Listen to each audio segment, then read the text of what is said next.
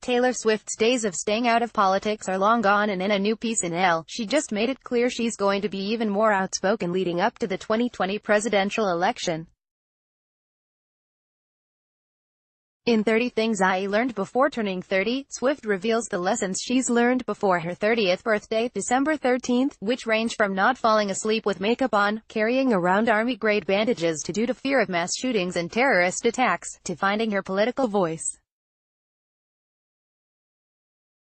In the start of her career, Swift was notoriously apolitical, and was criticized heavily for not weighing in before the 2016 election, leading many to believe she was secretly a supporter of Donald Trump. "I saw so many issues that put our most vulnerable citizens at risk, and felt like I had to speak up to try and help make a change."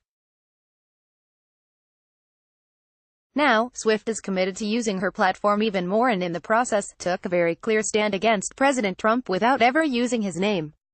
"I took a lot of time educating myself on the political system and the branches of government that are signing off on bills that affect our day-to-day life.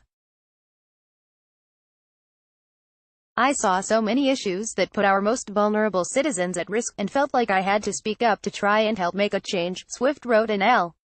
"Only as someone approaching 30 did I feel informed enough to speak about it to my 114 million followers.